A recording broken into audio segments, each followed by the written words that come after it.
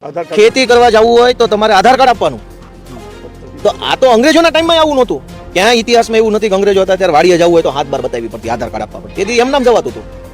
દેશ આઝાદ થયો પછી આ સરકાર આવીને હવે વાડીએ જવું હોય તો આધાર કાર્ડ બતાવવું પડે. જો તમે સત્તાવાળી પાર્ટીના હો ને અને ચૂંટણીમાં આવો ને ત્યારે એમ કહો છો ડબલ એન્જિનની સરકાર છે. મુદ્દો આવે ત્યારે કલેક્ટર પાસે હું કામ જાવ? તમારે એન્જિન પાસે જાવ કેમ ને દાજી જાવ છો એન્જિન પાસે? ગરમી પકડી જાય એન્જિન. કોઈ નેતાનું ગાંધીનગરમાં કાંઈ ઉપજતું નથી. હાવ એટલે હાવ આપણે ઓઠા. અમારા ભાવનગરમાં સાડિયા જેવું કામ છે.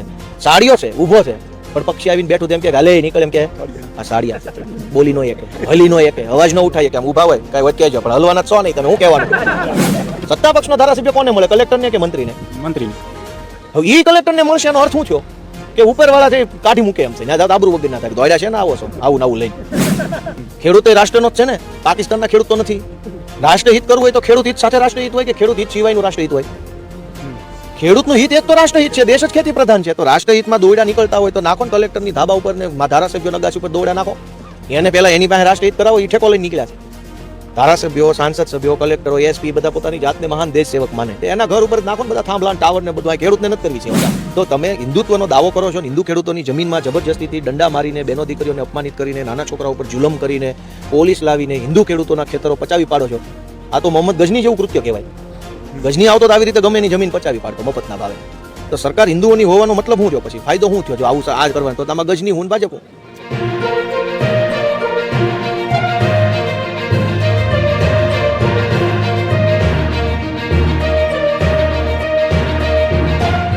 ખેડૂતોને આટલી હદે સતાવવામાં આવે, દુઃખી કરવામાં આવે, દબાવવામાં આવે, એ તો દુઃખની વાત છે. આપણે આપણા દેશમાં રહીએ છીએ. આ દેશમાં આપણી 5-50 પેઢીઓ ત્યાં રહીએ છીએ અને આપણા દેશની સરકાર, આપણા દેશની પોલીસ ને આપણા દેશની કંપની આપણને દબાવી જાય આપણા બાપ દાદાને ખેતરમાં આવીને, તો દુઃખ તો કેવું લાગે. અને આપણે કંઈ ખોટું કરતા પકડાણા નથી. આ કોઈ ખેડૂતો છે, કોઈ કંઈ ગેરકાયદેસરનું કામ કરતું કોઈ પકડાણું નથી. બાપ દાદાના ખેતરમાં આવીને સરકાર અને એની પોલીસ દબાવી જાય તો માણસને કેટલો આઘાત લાગે મનથી. પૈસા અને વળતરની તો કાગળિયા તો પછી નહીં, પહેલા તો દુઃખ થાય ને. તમારા ઘરે આવીને તમને 4 શબ્દ કહી જાવ શું થાય? તો ખેડૂતના ખેતરમાં આવીને પોલીસ, સરકાર, કંપની દબાવી જાય છે. ખેતરે જવા નથી દેતા. ખેતરે જવું હોય ખેતી કરવા તો તમારા ખેતરના શેઢે ઝાપા ઉપર પોલીસ હોય અને તમને ચેક કરે. પછી એમ કે કોંઢ ગામના ગોપાલભાઈ છે તો જ જવા દે, હાથ બાર ચેક કરીને લે. ખેતી કરવા જવું હોય તો તમારે આધાર કાર્ડ આપવાનું. તો આ તો અંગ્રેજોના ટાઈમમાં આવું નહોતું. ક્યાં ઇતિહાસમાં એવું નથી કે અંગ્રેજો હતા ત્યારે વાડીએ જવું હોય તો હાથ બાર બતાવવી પડતી, આધાર કાર્ડ આપવા પડતી. તેથી એમ નામ જવાતું હતું. દેશ આઝાદ થયો પછી આ સરકાર આવીને હવે વાડીએ જવું હોય તો આધાર કાર્ડ બતાવવું પડે.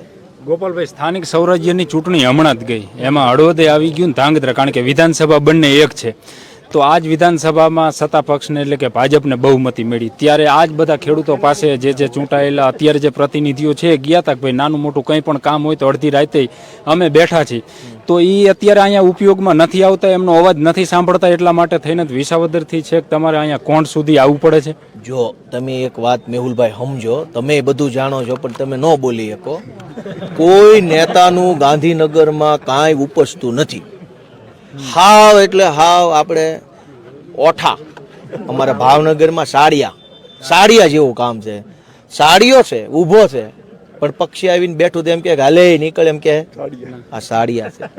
બોલી નો એકે, હલી નો એકે, અવાજ ન ઉઠાય કે આમ ઊભા હોય કાંઈ વચ્ચે જ પણ હલવાના છો નહીં. તમે શું કહેવાનું? એટલે આ ગામનો જ પ્રશ્ન છે. જાઓ ગાંધીનગર જો ગરવા દે તો અંદર ગેટે. ગોપાલભાઈ ભલે આવ્યા, હાલો કાંઈ વાંધો નહીં. અહીંયા કોઈક નેતા તો હશે જ ને. કોઈક તાલુકા સભ્ય હશે, કોઈક જિલ્લા સભ્ય હશે, કોઈક તાલુકા પંચાયતના સભ્ય હશે, કોઈક તાલુકા પ્રમુખ હશે, કોઈ ધારાસભ્ય, સાંસદ સભ્ય, કોઈ આજી માજી હશે. સાંભળો, નેતા તો જથ્થાબંધ છે. તો કોકના આત્મામાં એવું કઈ ન લાગ્યું કે ભાઈ આ અમારા ખેડૂત છે, કાંઈક ભલે કહેવા ભલે મારું ઉપજે ન ઉપજે, હું કઈ આવું તો ખરો. એવું તો થાય ને. પણ એમાં ચૂંટાયેલા જે ભાજપના પ્રતિનિધિઓ છે આ જિલ્લા આખાના સુરેન્દ્રનગરના, એ થોડા સમય પહેલા જિલ્લા કલેક્ટરને મળ્યા હતા અને આ બાબતની રજૂઆત ને કરી હતી.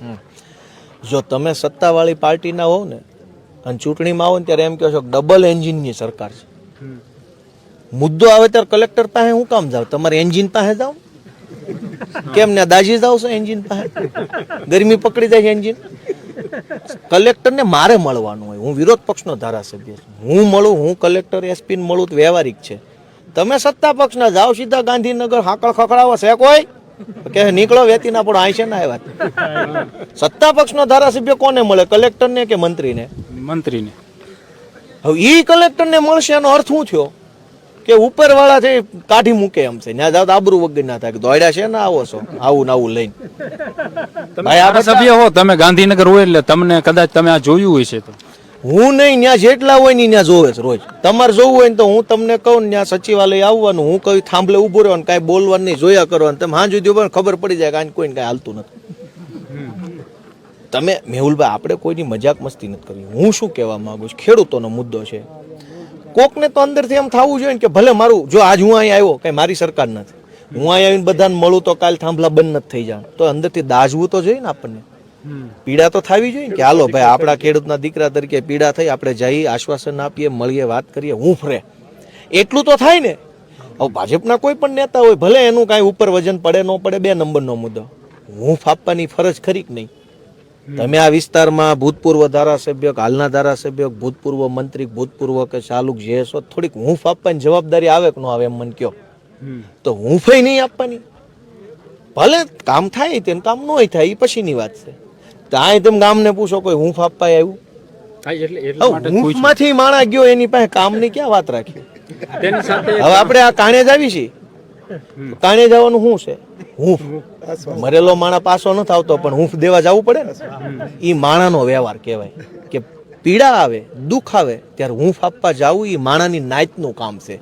જે માણસ નાયતમાં હોય ને એને હૂંફ આપવા જવું જ પડે. પણ જે માણસ નાયતમાં ન રહ્યા હોય ને બહુ મહાપુરુષ બની ગયા હોય તો આપણે સાદા પુરુષ છીએ એટલે આપણે હૂંફ આપવી પડે, આપણે હૂંફ લેવી પડે, આપણે એકાબીજાની જરૂર પડે. એ બધા મહાપુરુષો છે, એમનો જરૂર પડે. તમે આ વાત કરી તેની સાથે ગામ લોકો પાસેથી પણ અમને માહિતી મળી. ગામમાં 65,000 વીઘા જેટલી જગ્યા છે અને બધી પિયત છે, 5,000 જેટલા તો બોર છે. ગામ લોકો કહી રહ્યા છે કલેક્ટર હાલ જે અત્યારે જેલમાં છે એ કલેક્ટર બિન ખેતી કરીને વહી ગયા છે. આમાં કલેક્ટર બલેક્ટરનો તો પછીનો વિષય છે. મૂળ મુદ્દો શું છે કે કંપનીને અહીંયા થાંભલા નાખવા છે એ તો કંપનીને 2-4 વર્ષ પહેલા ખબર હશે. કાંઈ એવું તો નથી ગઈકાલ નક્કી થયું ને આજ નાખવા આવ્યા. આગોતરું આયોજન હશે ને. આયોજનબદ્ધ રીતે ષડયંત્ર કરીને, અંગ્રેજીમાં ઓર્ગેનાઇઝડ વેમાં કલેક્ટર, સરકાર, મંત્રી, ધારાસભ્ય, કંપની બધાએ ભેગા કરીને ષડયંત્ર બનાવ્યું, પ્લાન બનાવ્યો કે પહેલા કલેક્ટર આને બિનપિયત જાહેર કરશે, કંપની અહીંયા મળી આવશે, મંત્રી આને મળી આવશે, ને હવે પછી બધું લઈને આવ્યા. અચાનક કાંઈ ન થયું હોય, પિયત જમીન હોય તો એનો ભાવ વધારે ચૂકવવો પડે, બિનપિયત હોય તો એમ કે ભાઈ આ ઓછી ઉપજાઉ જમીન છે એટલે આનો ભાવ ઓછો આવે. આયોજનમાં બધા ભેગા છે, જે ભેગો ન હોય એ અવાજ ઉઠાવે. બીજી તમે એક વાત કરી કે વળતર શેનું હોય, તો આ તો જે આપણે કોઈને ભાડે આપી તો એનું વળતર હોય. આ તો કંપની કાયમની માટે એના વીજપોલ રાખવાના છે, કોરિડોર નીકળવાનો છે. એ તમે વાત મહત્વની કરી ખેડૂતો વચ્ચે.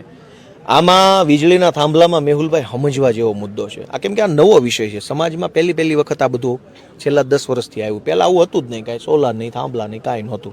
એટલે આવો કોઈ સરકારમાં, સમાજમાં, ખેડૂતો વિષય નહોતો. આ વિષય હમણાંથી ઊભો થયો છે તો હવે નવો વિષય બન્યો છે, તેનું સોલ્યુશન લાવવા માટેની જવાબદારી બધાની છે, અધિકારીઓની, નેતાઓની અને સમાજના આગેવાનો. બધા ભેગા મળીને આનો રસ્તો કાઢવો પડે.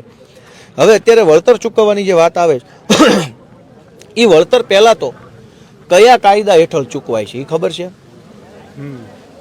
ઇન્ડિયન ટેલિગ્રાફ એક્ટ 1885, 1885માં અંગ્રેજોએ જે કાયદો બનાવ્યો હતો એ કાયદાની કલમ 10 ને 16 આધારે અત્યારે વળતર ચૂકવે છે 2026માં. એટલે આ અંગ્રેજોની સરકાર છે કે ભારતની છે? પણ એમાં ખેડૂતો એ પણ સાપકડાના કહી રહ્યા કે વળતર નક્કી કરીને ગયા એ પણ વળતર નથી આપતા. જે નક્કી કર્યું છે પહેલા તો નક્કી કેવી રીતે કરે છે એ જોઈએ. નથી મળતું એના ઉપર હું તમને મારી અભિપ્રાય આપું. 1885 નો અંગ્રેજોનો બનાવેલો કાયદો છે. એ કાયદાની કલમ 10 ને 16 ના આધારે અત્યારે ગુજરાતની ભાજપની સરકાર ખેડૂતોને વળતર આપે છે. હવે 1885માં જમીનનો ભાવ શું હોય, ખેતી કેવી હોય, ફળદ્રુપતા કેટલી હતી, ખેતીની ઉત્પાદકતા કેટલી હતી, પ્રોડક્શન કેટલું હતું, અવેરનેસ કેટલી હતી, ખેડૂત કેટલા હતા 1885માં. આજથી 100 વર્ષ પહેલાનો કાયદો અત્યારે લાગુ કર્યો. તો કોઈ એને કહેવા વાળું નથી કે 2026 નો કાયદો લાવો અને એ પ્રમાણે નિયમ બનાવો ને એ પ્રમાણે વળતર આપો. તો પહેલા તો ખેડૂતોને આપવાનું વળતર નક્કી કરવાનો કાયદો 1885 નો નહીં 2026 નો હોવો જોઈએ, 25 નો હોવો જોઈએ, 2022 નો હોવો જોઈએ.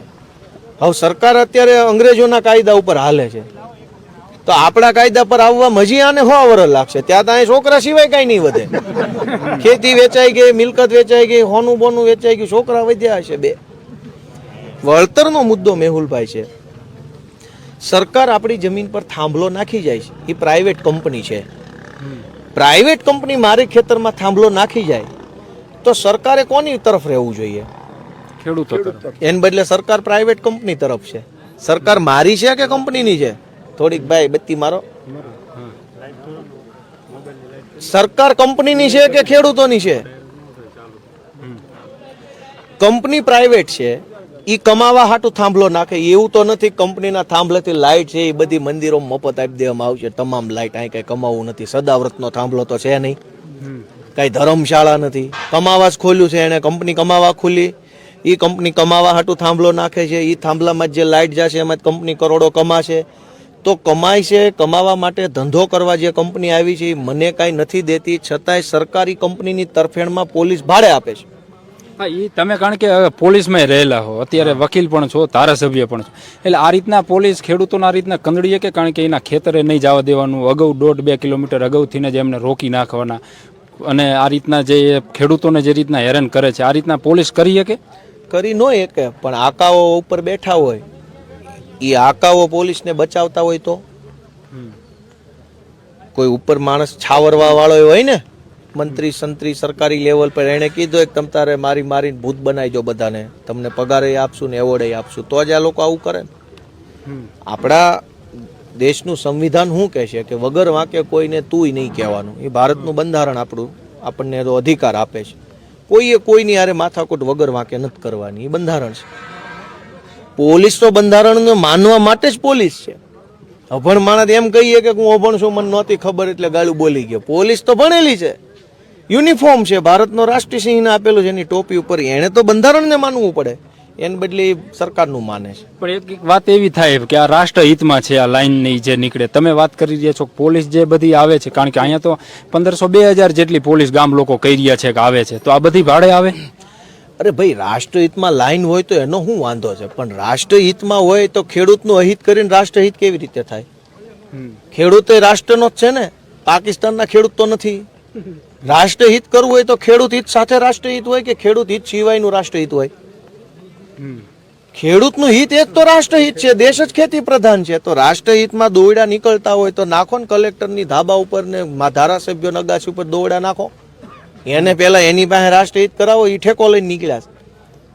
ધારાસભ્યો, સાંસદ સભ્યો, કલેક્ટરો, એસપી બધા પોતાની જાતને મહાન દેશ સેવક માને, તે એના ઘર ઉપર નાખો ને બધા થાંભલા ટાવર ને બધું. આ ખેડૂતને નથી કરવી સેવા. જાઓ. તમે હમણાં એક વાત એ પણ કરી કે આ જે બધા ખેડૂતો પીડિત છે એ બધા હિન્દુ ખેડૂતો છે, એમાં બીજા કોઈ નથી. ભાઈ બીજા હોય બી શકે, ધારો કે બિન હિન્દુ હોય બી શકે. જાજા કોણ છે? હિન્દુ ખેડૂતો છે. સરકાર હિન્દુઓનો હોવાની દાવો કરે છે. હવે હિન્દુઓની સરકાર હોય તો હિન્દુ ખેડૂતોને તકલીફ પડવી જોઈએ કે ન પડવી જોઈએ? મહત્વની વાત છે ને, આ બધા હિન્દુઓ છે અને એમાંય રાજપૂતો છે પાછા મોટા ભાગના. હવે રાજપૂત સમાજનું બલિદાનનો કેવડો મોટો ઇતિહાસ છે હિન્દુત્વ બાબતના. તો સરકાર હિન્દુઓની હોવાનો દાવો કરે છે અને ઉપરથી પાછી એ જ સરકાર હિન્દુ ખેડૂતોને ધોકા મારે છે. એ કેટલું વ્યાજબી? તમે કહો, તમે હિન્દુ દીકરા હાલો કહો, કેટલું વ્યાજબી છે આ? તો તમે હિન્દુત્વનો દાવો કરો છો ને હિન્દુ ખેડૂતોની જમીનમાં જબરજસ્તીથી દંડા મારીને, બહેનો દીકરીઓને અપમાનિત કરીને, નાના છોકરાઓ ઉપર જુલમ કરીને, પોલીસ લાવીને હિન્દુ ખેડૂતોના ખેતરો પચાવી પાડો છો. આ તો મોહમ્મદ ગજની જેવું કૃત્ય કહેવાય. ગજની આવતો તો આવી રીતે ગમે એની જમીન પચાવી પાડતો મફતના ભાવે. તો સરકાર હિન્દુઓની હોવાનો મતલબ શું થયો? પછી ફાયદો શું થયો જો આવું આ જ કરવાનું? તો આમાં ગજની હું ભાજપ હું. ગોપાલભાઈ, હવે આનો રસ્તો શું? કારણ કે થોડા દિવસ પહેલા પણ અહીંયા પાર્ટીના આગેવાનો સાથે પણ અહીંયા ખેડૂતોની બેઠક થઈ હતી. આજે તમે અહીંયા આવ્યા છો. કંપની જે છે એ પોલીસના જોરે કામગીરી કરે છે, તો આ સભા ખેડૂતો આવે, બધા ભેગા થાય વાતો કરવાની, તો આનો રસ્તો શું? એમ કોઈ પણ પ્રશ્નનો જવાબ છે ને એ લાંબા ગાળાનો હોય. જેવડો પ્રશ્ન એવડો સમય. આ નાનો પ્રશ્ન હોય તો કલાકમાં પતી જાય. મોટો પ્રશ્ન હોય તો 2 મહિને પતે, એનાથી મોટો હોય તો 2 વર્ષે પતે. આ પ્રશ્ન ખાલી કોંઢગામનો નથી, ગુજરાતના 15 જિલ્લાનો આ મુદ્દો છે. અલગ અલગ જિલ્લાઓમાં કંપનીઓ પોલીસ લાવીને, અને પોલીસ લાવીને નહીં તો સરકાર પોલીસ આપે છે ને, મને ને તમને કેમ ન આપી પોલીસ? તો સરકાર પોતે આમાં સામેલ છે, ખેડૂતોના ખેતરો પચાવી લેવામાં. તો આનો રસ્તો એ છે કે સરકાર ઉપર જનતાનું દબાણ બને, અને બધી કોશિશ કર્યા પછી જો સરકાર ઉપર જનતાનું દબાણ ન બને તો જનતા જાગૃત બનીને સરકાર બદલી નાખે. આજ તો આનો રસ્તો છે, બીજું તો શું હોય?